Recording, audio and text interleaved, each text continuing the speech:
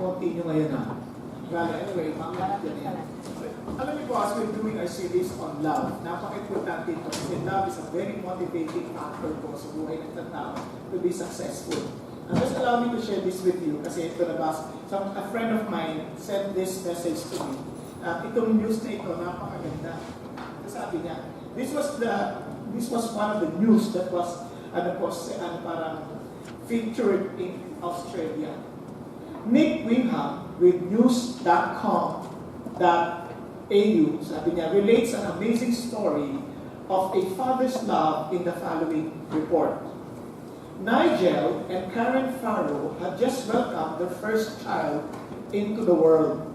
The plan was to raise the new family in the South Australian state where they had grown up. Upon arriving in their new home, they received a call from their doctor telling them there was a problem. On the other hand of the line was every parent's worst nightmare. Their 10-week-old daughter had been diagnosed with cystic fibrosis. Alam niyo yung sakit na yun? Cystic fibrosis. Yung kanyang cystic fibrosis. Hindi ko rin kasi alam. No? So, sabi niya, immediately the world as we knew it was gone, ripped out from under us. So, Dr. Farrow told news.com.au. Within days of the devastating news, Ella's lungs collapsed and she was rushed to intensive care. It was all getting too hard very quickly, he recalled. We did not know if she was going to make it. And if she did, we didn't know what kind of life she was going to have. It's important to take note of the fact that Nigel Farrow, at the time of this interview, is referred to as Dr. Farrow. Ano nangyari? That's not who he was when this story began. When their daughter was first diagnosed with cystic fibrosis, Nigel was a musician. But he felt compelled to do whatever we had to in order to help his daughter. That's when he and his wife decided to do the most amazing thing. My instincts were telling me that it was my role to fix this for Ella, said Nigel. So I did what I thought had to be done and became a scientist. That's right, Nigel would become Dr. Farrow, a scientist and researcher dedicating his life to finding a cure for cystic fibrosis. Ito po yung picture niya. Grabe, no? Kita niyo? Ang layo eh. Walang camera to focus. Pero amazing. Nagulat ako kasi ito yung, hindi ko pwede papasok, hindi ko makabalik. sa tagal. Hindi ko alam, hindi ba alam kung hindi mawawala, pero siyempre matagal papasok yan, no? So, nagulat ako, sabi niya, I'm not the one to sit back and wait for others to do things, he said. So, 9 years and 3 degrees later, the professional musician gave up his music career and became a scientist. He is now a member of the Adelaide research team on the verge of offering a new stem cell therapy that promises to correct cell damage by the disease. The research shows that the new procedure works and it's not just a matter of funding the project. Can you imagine how motivating love is? Kaya nga, kung magiging master tayo sa pagmamahal, ang basic yan. Kaya, as we were doing the series, ito na yung 5th week natin kung naalala ninyo. And I hope that most of us, we're already enjoying the benefit of really learning how to love or allowing that love to reign in our families. Kaya ito, recently lang, nakakatuwa. Kasi kami, yung mga anak ko, kahit kami, ganito yung pamilya namin, hindi rin kami perfect family, nag-aaway-aaway din. So I came to my knowledge that my daughters, kasi late na yung isa, both of them are studying in UP, Diliman, hinahatid sila ng nanay nila. Yung isa, ang schedule niya is 7:15. Yung isa naman, ang schedule niya is 8 o'clock. So sabay silang hinahatid. Siyempre, yung mas late na medyo mabagal, na. So, nagkaalig na yung isa kasi may exam. Sa amin, no yung ganun. Nagsisigawan.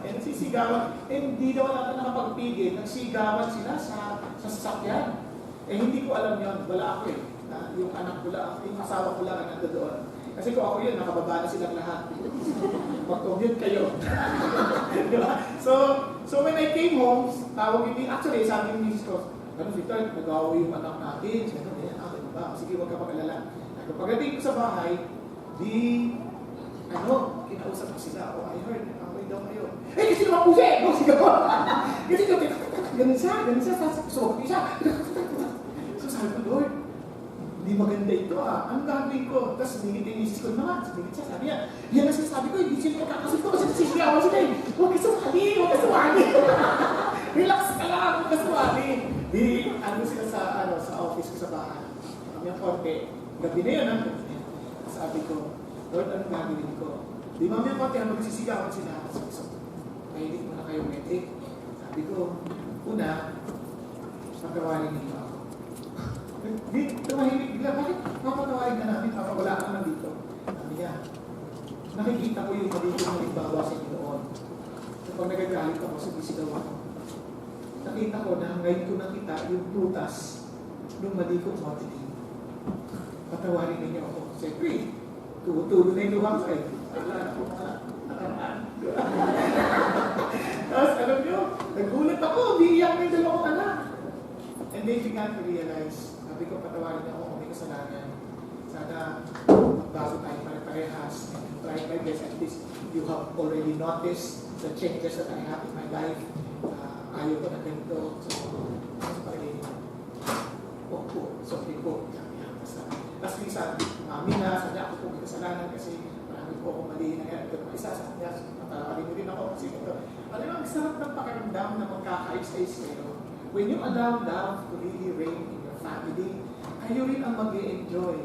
Tama? And just imagine, not only in the family, but also in the office environment. Can you imagine if minsan nagtatrabaho, lagi nagmamahalan, hindi ka nagsisiraan, di ba? Kaya alam nyo, itong issue ng love ay napaka-importante. Ngayon, tuturuan ko kayo. Kasi siguro to some of you, bakit kayo dito, barka-barkata kayo, di ba? Magkakaibigan kayo. I encourage you na after this discussion, or maybe in your own office environment, in your own place, pwede kayo mag-discuss. Paano pa natin i-expand ito? Kasi iba-ibang context natin eh. Iba't ibang paraan how to express this kind of love. Okay po? The principles are the same, but how it is being applied depends on the context that we are in. Tama? Kaya sana, kayo magkakaibigan kayo, tama ba? Isang row kayo eh. Tama?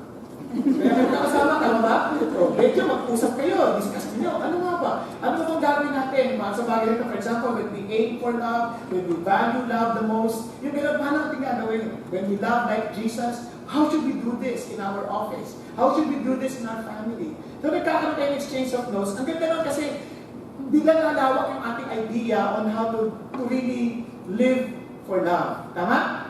Okay pa? Okay, good. Now, kung gusto niyo may mga questions pa kayo, other than what we've been discussing here, open naman po, yung mga nakikita niyo, makakanta rito, marunong din sila sumagot. Pwede silang tanongin, yun, dyan lang sila. Lalo si Ma'am Tosca, taga-dito sa Makati. If you're not familiar with her, she's one of the counselors ng Makati. Kaya nga, alam niyo kung bakit ganito ang kondisyon ng Makati, maayos. Hindi ka nag-agree maayos na. She's one of the counselors. Okay? Ngayon, ang i-discuss ko sa inyo, tuturo ko sa inyo, is that you see, it is easier to love when people are lovable. Tama ba? And unfortunately, that's not true for every occasion. In other words, in other circumstances, and in fact, most of the time, the people we're living with are very draining people. Hindi mo uubusin yung energy mo. Tama ba? Napansin niyo ba yun? Ano klaseng mga tao to? Ito yung mga mahirap mahaling tao. Yun ang ating i-discuss ngayon. How to love difficult people. How to love people who are demanding. How to love people who are disappointing. How to love people who are destructive. Meron ba kayo mga ganyan kasama? Yung mga kasama, napakahirap kasama, ganyan, napaka-demanding, yung disappointing, di ba? Napaka-destructive. Meron ba kayo kasama? Tingnan niyo yung kasama niyo. Nakasakali na. Siguro siya. Ganyan, no? Pero siyempre, ano ba ito mga difficult people na ito? Na natin just discussing. Bakit i-describe Ano ba ito mga difficult people na ito? Para maalala nyo na. These are people who are hard to work with. Ang hirap kasama sa trabaho. Yan, mga difficult people yan. People who are unpleasable. Yung parang, hindi mo siya ma-please. Parang laging mali ginagawa mo. Yan. Bigla ka imagine nyo na kasi dito, ano? Parang makakamahalin ang tao niya, no? These are cranky, these are, yung mga lagi nagreklamo, these are very pessimistic people, yung laging negatibo, wala sila nakikita maganda, hindi puro pangit. Siguro lagi sila nakatingin sa salamin. Kaya pagtingin sa iba, malalagyan yung malamukha. Wala sila nakikita maganda. Lahat, masama. Parang ganyan. Ito yung mga taong tuwing may gagawin sila, parang sila yung nakakainis sa pagtrabaho. Parang feeling mo, sila lang ang tama. Pero sa totoo lang, sila yung may tama. Naalala niyo sila tao to? May pangalan na sa isip niyo. So, ito naman, itong klaseng pangalawang tao sa inyo, ito yung mga demanding people. They have their own agenda. No? They're very aggressive, they're very pushy, they're perfectionist, ganyan, di ba? And minsan ito very manipulative sila, feeling mo, binamanipulate ka nila, ganyan. Ito yung mga classic tao nito. No, of course, I'm not referring to your boss. Minsan kasi sila yun, minsan, pero hindi sila lagi. Kasi syempre, no, we need to understand the process, no? Kaya sila minsan may demand, kasi meron silang objective na dapat pinutunin as a company. Magkaiba yun. Ito yung mga tao ito, talagang very demanding sila. Parang kala mo sila lang ang may schedule. Yan. Kala mo sila lang yung meron ng karapatang mabuhay. At ikaw, parang alipin. May mga ganyung tao. Minsan kasama nyo rin. Yung pangatlong tao gusto kong sabihin sa inyo, ito yung disappointing people. Yung mga nakaka-disappoint. These are well-meaning people, they have good intentions, and yet, they disappoint you because they don't come on time. Di ba? They don't do what they promise. Yan, nakaka-disappoint yun eh, di ba? Yung mga people, you have a high expectation of that person, and yet they will disappoint you. And this is something natural because we're all imperfect people. Okay? So, madali nyo maintindihan, kaya challenge ito. They break their vows, kaya challenge ito for us. How can I love this very disappointing people? Alam mo, problema din, naiipon pa yan. Naiipon. And itong pinakamabigat, yung destructive people. How can you really love people who are very dangerous? People who are they really dare to harm you? Yung ganon? May mga ganun tao eh. Parang talagang wala siyang gawin kundi sirain ka lang. Parang masaya siya pag naiiyak ka. At naiiyak siya pag masaya ka. May mga ganun tao. These are very destructive people. Ngayon tanong, how can you love these people? Especially when love means doing unto others what needs to be done. Wala.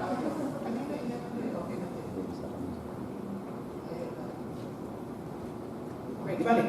Gana. Lagi naman yun. Wala. Okay. Okay na. Good. Yun. Especially when ito ang pagmamahal, ha? If you want to really understand what love really means, it's do to others as you would have them do to you. Ito po, ibang-iba to sa golden rule, tinuro ni Confucius. Ang tinuro ni Confucius, do not do unto others what you don't want to be done unto you. Ang nangyayari dyan, nagiging parang mind your own business. Okay? Huwag mo akong pakialaman. Okay, hindi kita papakialaman. Yun ang idea ng pagmamahal ng mundo. Pero si Jesus Christ, He did it differently. Sabi niya, do unto others. Take initiative to do unto others what you want to be done unto you. Yun ang amazing dito. Talagang pinag-iisipan mo what's good for other people. It's intentional. Yun ang love na sabi. Pero how can you do this to destructive people? How can you do this to demanding people? How can you do this to obnoxious people? Ano ganun ba? Paano mo gagawin yan? Yun ang challenge. Kaya yun ang gusto natin pag-usapan ngayon. And there is a verse in the scripture that will tell us on how to do this. Ano sabi ng Bible sa 1 Corinthians? Sabi niya, love is not rude. Love does not demand its own way. Love is not irritable. And love keeps no record of wrong. And when it has been wrong. Galing, no? Sabi niya, meron na sa kagad na sinasabi. Sabi niya, ito yung mga tao ito, sabi niya, dahil ito yung napakarami sa paligid natin, kaya dapat patutunan natin ito. For example, ito lang, ano yung mga kinaiinisan yung mga tao? Ito yung personal ito asar na asar ako yung mga nagdadrive na sa fast lane, na sa bagal-bagal. Di ba, nakakainis yun eh, gusto kong banggain. Ayaw ko yan. Ayaw ko yung mga pag-text mo. Hindi ko sinasabi pag ayaw mo, hindi ko ginagawa. Baka ma-misinterpret niya ako eh. Ayaw ko yung nagte-text ka tapos hindi ka sinasagot. No? Hindi ka sinasagot. Nag-text na yun Basta sabihin niya, nagpalit ako ng number. Dapat tinabagan mo, nag-iwi. Parang pinuloko ka, di ba? Kaya ayaw mo yun. Ako, ayaw ko yung sa traffic din, yung nakita niyo yung matraffic na ganyan. Tapos, di ba, may ito intersection, sa sarduhan. Tapos pakikipag-unahan pa rin kahit na hindi na siya gumagalaw, para hindi ka na rin makagalaw. Ang saya-saya nun. Nakakainis yun. Nakakainis yun. Ayaw ko yung nagsasata, tapos pinatutulog. Ay, tama. Hindi, sinasabi ko sa inyo. Ito yung mga, tapos nakakita na yung tao naninigarilyo, tapos usap yung bigay sa'yo, parang nagko-commit ka, no? Tapos naninigarilyo, tapos bibugan yung ganyan, parang naalala ko, mayroon pa ako nakasakay ako, nag-commit ako yan. Kasi, sabi ko, Brad, tawag niyo naninigarilyo. Pakialam mo sa akin. Sabi niya, pero kung naman to Sabi ko, sige, huwag ka lang magte-trespass kasi yung usap mo, tumatalit sa akin Tiyakin mo, nunukin mo yung usap mo.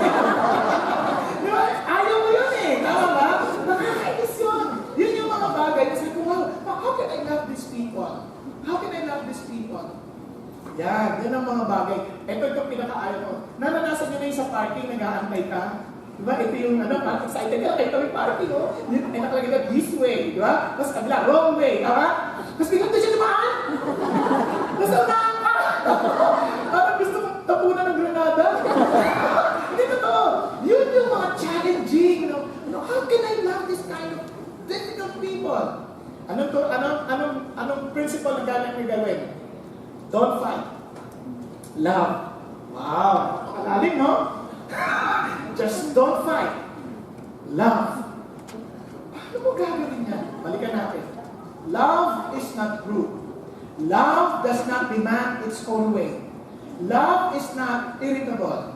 Love keeps no record of when it has been wrong. Ano sinasabi dito? You see, friends, when we are to understand these things, there are 4 marks of real love that deals exactly with people who are very draining. Ano yan? First, be polite. Be polite. Kasi bakit? Love is not rude. So we must be polite. Not just truthful. Some people they would always say, be brutally frank. No. You can be frank without being animalistic. Be frank lovingly. Be polite. Nagkakaintindihan po? Yan sabi sa akin, ako pasensya ka na, brutally frank. Can you just be lovingly frank? Tama? Kasi importante yun. So, what does it mean to love? Kasi love is polite. In other words, we don't return the rudeness. Kasi yung mga difficult people, normally they're very rude. Yung unbecoming. No, hindi sila marunong to contextualize. Yan. Very rude sila. Kaya sabi ng Bible, instead of paying back the rudeness, overcome evil with good. Kaya you don't respond with the way they do things. Kailangan palitan mo ito ng pagmamahal. So when people are difficult, don't be difficult back. Yun na, kasi, pinahirapan mo pa, hihirapan din kita. Ganun, huwag ganun. Yan, pag dinitaan mo, hindi ka dinitaan, napaka-rude. Hindi na ka nangingitaan sa susunod. Hindi, baliktarin mo, overcome evil with good. Yan mga naalala ko, merong isang Koreano, yes sir, gano'n. Siya naglilinis ng mga sapatos ng mga soldado, American soldiers, during their war. Binabatok-batukan nila, niloloko nila, pero Koreano na kami nila. Ganun. Tapos, nahiya sila. Sabi niya, we pity you and we really admire your kindness, your goodness, you're very polite. Sabi sa bata. Sabi niya, so we will no longer tease you, we will no longer spank you or whatever. Parang sana hindi na talaga namin gagawin yan. Sabi niya, thank you, no more spit in your soup.